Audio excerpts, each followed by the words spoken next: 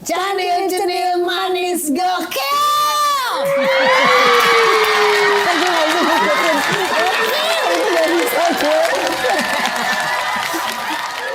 Kita nih kan habis ngomongin kemarin episode lalu kan kita ngobrol soal puasa.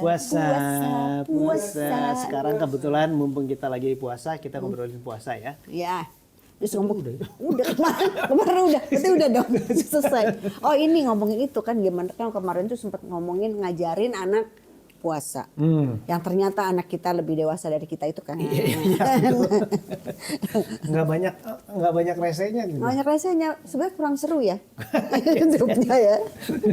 Kan yang seru itu kan adalah lo melakukan kenakalan-kenakalan di masa lalu gitu loh. Kenakalan-kenakalan di umur itu. Kayaknya kalau waktu gue seumur anak gue, kayaknya gue lagi ngaco-ngaconya deh. Iya. Nggak, soalnya dulu tuh kita area bermain tuh banyak. Kalau sekarang kan ya nonton iPad, nonton, atau dia main di gadget segala macam kan. Jadi ya udah dia aktivitasnya tuh nggak macam-macam gitu. Kalau kita kan dulu kalau yang hiper kaya lu kan mungkin yang nyari apa gitu kan. Jadi gue ingat banget sih kalau dulu tuh yang habis sahur tuh pada ngajak main kan. Jadi tempat area bermain tuh habis sahur sama sebelum buka biasanya. Oh iya. Ngabuburit sama yang gue nggak ngerti tuh dulu kenapa bisa tuh gue tuh habis sahur tuh ke main badminton. Oh iya kan gue juga main sepeda habis sahur ya. Kan aus kan. Iya kan emang cari gara-gara. Bisa begitu ya. Emang. Sebentar habis itu kan pulang-pulang kan mengeluh kan. Aduh aus. Ya lu main badminton kan. Main gara-gara. Tapi iya ya betul waktu itu emang pasti olahraga kegiatan yang fisik banget. Itu sama kalau menjelang buka, nah itu juga rame tuh mainnya udah mulai mainnya udah nggak ngerasain puasanya. Iya, karena udah tahu bahas sebentar lagi akan buka. Jadi mainnya bisa yang berat-berat tuh. Kalau dulu gue menjelang itu, jadi kebetulan dulu rumah gue itu dekat sekali sama pabrik pasir. Oh oke. Terus? Jadi kan pabrik pasir tuh kan ada gunung-gunung pasir kan banyak kan. Nah sore-sore itu gue udah sono tuh. Main perang-perangan nggak? Main perang-perangan, latihan salto tuh. Kan aneh banget. Enak tuh. Salto boom gitu kan. Aman, tapi ya aman, benar. Tapi jangan pernah nyobain latihan salto itu di tempat bahan-bahan bangunan, lagi rumah lagi dibangun maksud gua. Tuh ada paku, ada segala kan? Nah iya, gua nancep tuh paku sih. Ih serem serem. Pas gini, kenapa kaki gua ada papannya? Jadi papan ada pakunya itu. Ih serem. Lo tetanus tuh. Untungnya enggak Terus lo nggak periksain? Enggak lah. Oh ya enggak ya. tapi ya kenapa pada waktu di zaman dulu itu kita nggak tahu, nggak ngerti bahwa bahaya itu apa. Iya betul. Lo ketancap gitu, itu sesuatu sih. Kalau ibu-ibu zaman sekarang pingsan lo pasti gede tau gak lo? Iya kan? Nah itu keseruan berikutnya. Taraweh. Taraweh itu paling seru tuh. Paling seru ya? Taraweh. Paling seru. Jadi taraweh itu menjelang taraweh itu kan biasanya pada jalan-jalan. Iya. Kalau gue dulu ini bikin mobil-mobilan tuh yang pakai kayu tuh. Jadi setirnya pakai kayu kan. Oh iya. Rodanya tuh pakai sendal bekas sendal. Iya, sendal swallow. Terus di mobilnya itu kan kita bikin pakai triplek gitu kan. Nanti dikasih lilin. Atasnya tuh lilin, terus beriring-iringan lah kita jalan ke sawah kemana gitu kan, sambil bawa itu mobil gitu kan. Seru tuh. Gue nggak ngalamin sawah karena gue dulu dari Bandung, terus pindah ke Jakarta. Tapi gue pindah ke Jakarta juga SD. Dan itu udah kota kan. Cuma memang kompleks gue tuh juga lucu tuh. Kompleks gue itu dulu nggak ada pagar. Konsep rumah tanpa pagar itu gue kenal pertama kali itu tahun 77 itu di kompleks rumah kami. Nah, cuman tuh tempatnya tuh jadi begitu masih luas, masih banyak yang dibangun, sapi suka lewat. Oh. Jadi sapi itu. Kirain lu mau ngomong tapi. Sapi. Emang mau ngomong sapi ya? Sapi. Sapi juga lewat. Nah, Sapi juga lewat. Oh, iya. nah jadi tuh si sapi itu bawa gerobak mebel, furniture, menuju ke Klender.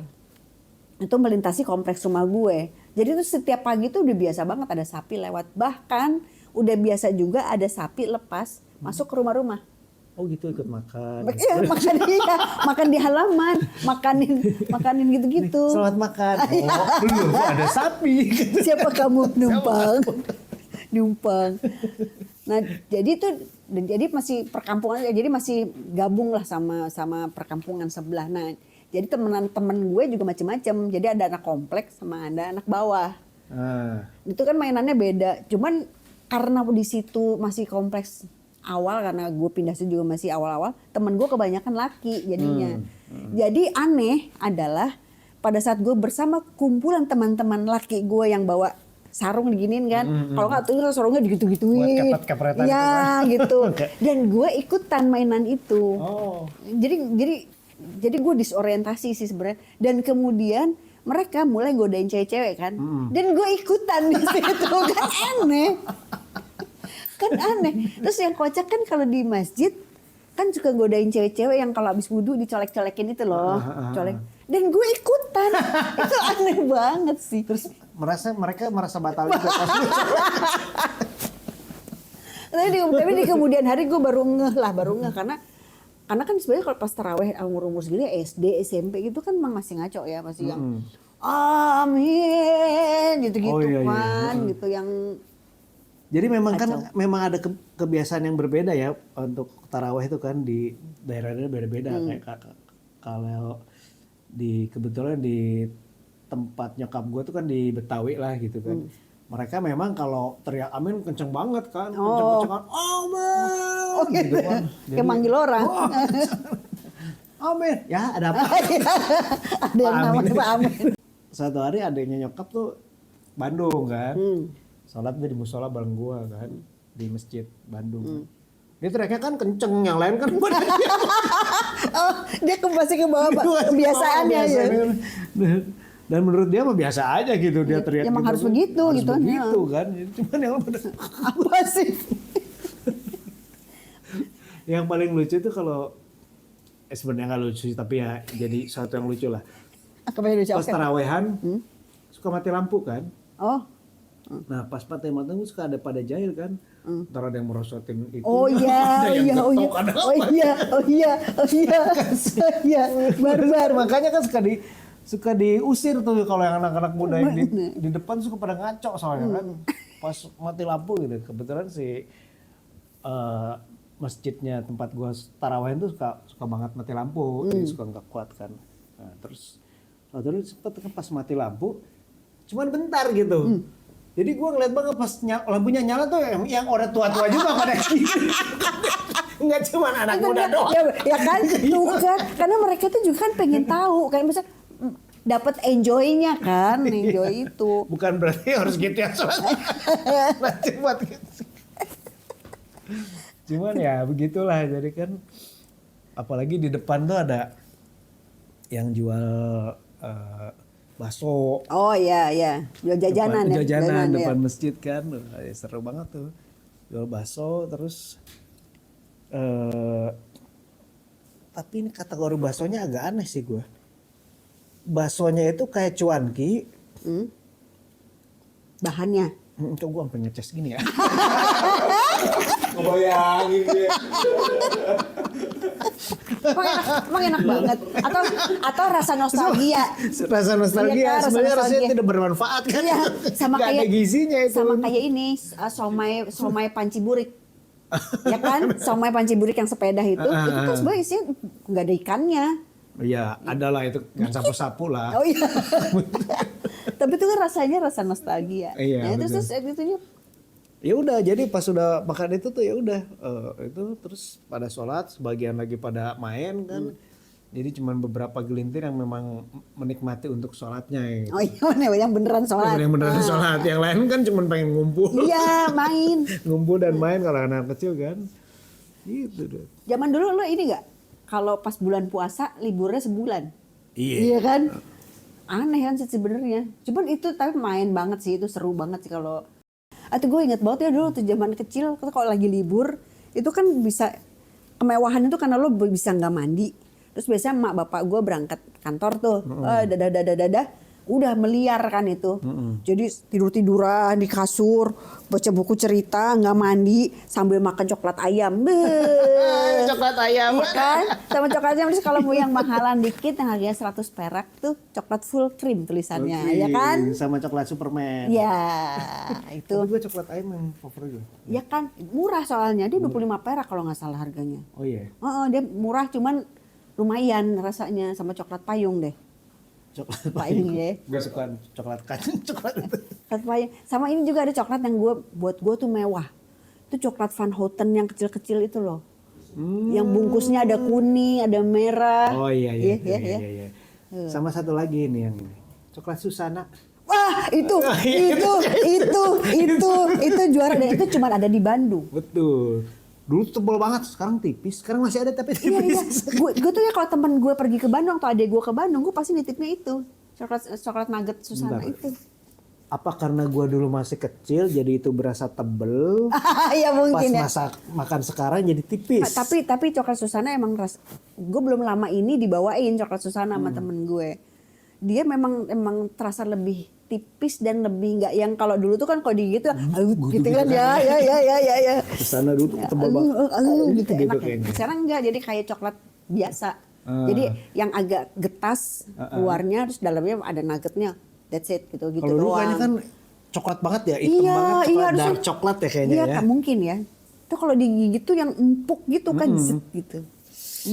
Enak. Iya. Cuman gini ya, kalau gue perhatiin ya, anak gue itu nggak punya ritual yang spesifik kita soal puasa, soal bulan puasa. Yeah. Jadi ritual dia itu ya cuma bangun lebih pagi karena sahur, terus ada buka puasa, dan di tengah-tengah sekolah ya udah, nggak ada yang spesifik. Sementara kita tuh kan punya ritual khusus. Oh iya. Oh makanya bini gue tuh selalu berusaha bikin suatu kayak ritual gitu memang. Yang hanya mereka dapatkan di bulan Ramadan. Salah satunya adalah bikin kastengel. Memang suka jadi akhirnya rame-rame jadi ngajak-ngajak ya. Kastengel terus anak gue sampai sekarang juga. Kenapa sih kastengel cuma bulan puasa, lebaran doang gitu ya. Maksudnya memang ternyata dia pengen create itunya. Bagus itu. Membangun jadi kenangan. Memang, sampai sekarang anak gue udah pada bisa bikin sendiri kan kastengel. Enggak nunggu Ramadan. Tapi tetap mereka juga intinya dispesialkan di Ramadan gitu bikinnya gitu. Ya paling ya satu-satunya upacara, satu-satunya ritual ya hanya itu, hanya bangun sahur itu doang. Habis bangunnya juga dengan dia gitu kan gitu. Tapi ya. Terus ada satu lagi waktu SMP nih gue mulai ritual yang berbeda bulan puasa Ramadan itu adalah baca kopingho.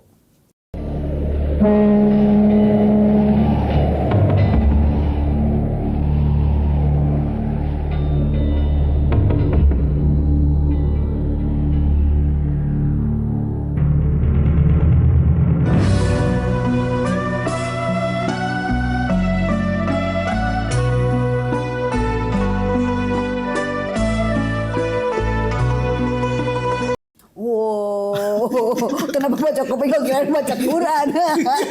Malah baca kopingho. Oh, itu kan bersambung kan? Itu mengisi siangnya tuh kopingho. Iya. Tapi kalau mengajari kan, nah kalau yang suka gue bilang anak gue tuh awal-awal belajar puasa beneran nih. Dia tuh mulai puasa full tuh SMP kalau nggak salah. SD kelas-kelas 6 udah mulai.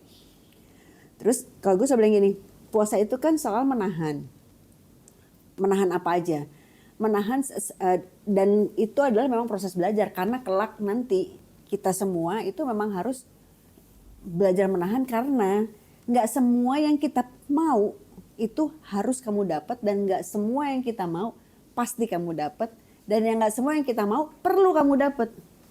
Karena itulah kita mesti belajar nahan. Jadi sebenarnya habis itu pelajaran berikutnya adalah sebetulnya bukan nahan tapi ngatur. Oh betul. Iya kan?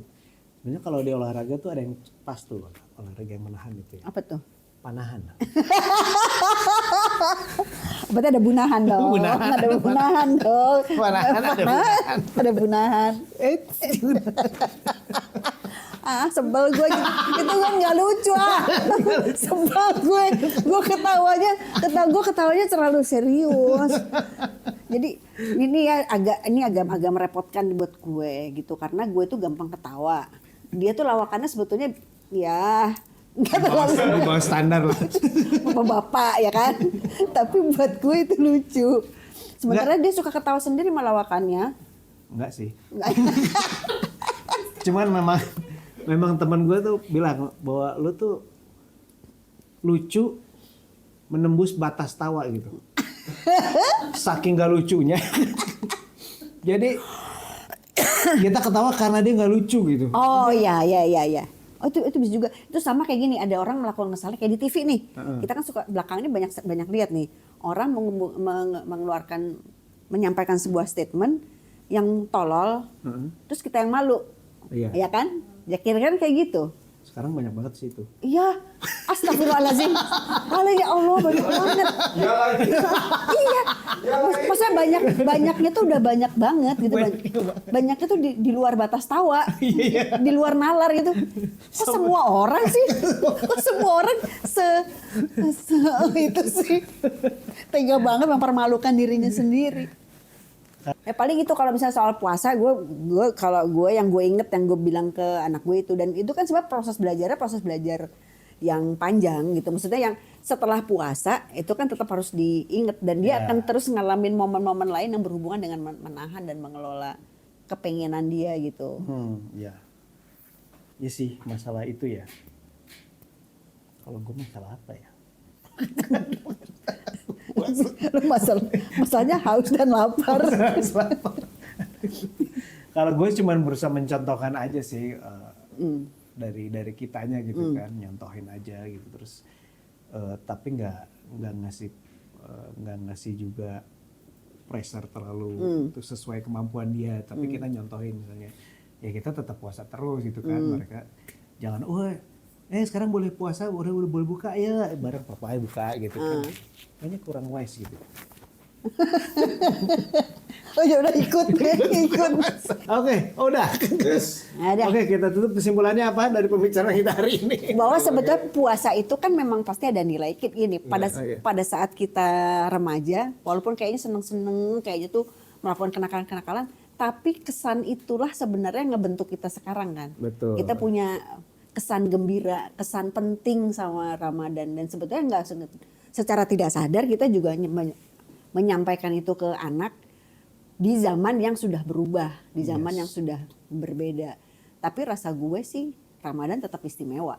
Betul. Jadi yang rasa istimewa itu mungkin lebih ke di mana kita kembali di suasana keluarganya itu kan, gitu kan. Kalaupun kita biasanya kan kalau udah menjelang Lebaran tuh kan kita mulai ngumpul lagi sama keluarga besar gitu. Nah suasana itu yang memang selalu dirindukan dan yang dicari ya. Iya. Anget rasanya, emang ada kangen nggak jelas gitu kan ya kalau sama Ramadan tuh padahal ya sebetulnya aktivitasnya gitu-gitu aja, tapi ada anget yang kita nggak bisa terangkan, cuma bisa kita rasain. Yes. Oke. Itulah tadi pembicaraan kita di Candil Manis Gokil.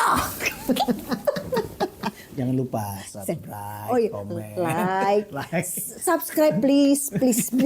Kami fakir subscribe, please. Fakir subscribe.